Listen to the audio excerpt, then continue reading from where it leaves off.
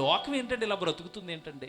ఒకడేమో ఏమంటే నేను లోకంలో టాప్ సింగర్ అయిపోవాలంటున్నాడు, నేను టాప్ పొలిటీషియన్ అయిపోవాలంటున్నాడు, ఈ యాక్టర్ని అయిపోవాలంటున్నాడు, డాక్టర్ని అయిపోవాలంటున్నాడు, లాయర్ని అయిపోవాలంటున్నాడు, హీరోని అయిపోతానంటున్నాడు. ఎందుకు దేవుడు నిన్ను పుట్టించింది? ఎందుక?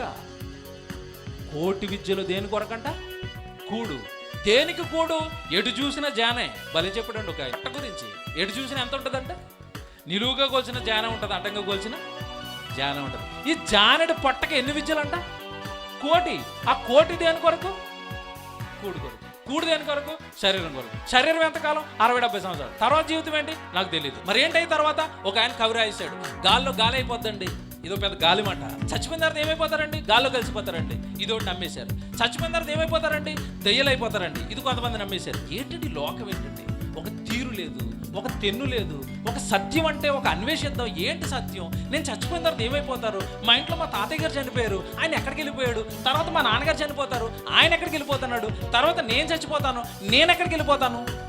ఏంటి నా జీవితం ఏంటి? ఎవరంటే అన్వేషిస్తున్నారు వీటి గురించి? పుట్టింది దేని కొరకంట? కూలివాని వలె భూమి మీద మీకు దేవుడు నియమించిన కూలి పని చేసుకోవడానికి వచ్చిన వాళ్ళు. ఈరోజు పని చేసావా? ఈరోజు కూలి పడుతుంది దేవుడి దగ్గర. మనకి కూలి కోసం వచ్చావండి. పని చేసుకోవాలండి, దేవుడు పని చేసుకోవాలండి. ఆ కూలి సంపాదించుకొని, దేవా నీ కొరకు చేశాను ఆయన భూమి మీద కూలి పని, నీ కొరకు పని చేశానని ఆ జీతం ఆయన పట్టుకొచ్చే జీతం కొరకు ఎదురు చూస్తూ పరలోకానికి వెళ్ళిపోవలసిన వాడు మనిషి.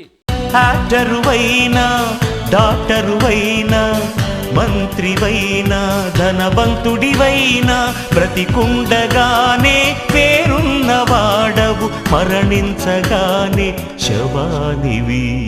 మనిషి ఓ మనిషి, ఓ మనిషి నీవెవరు?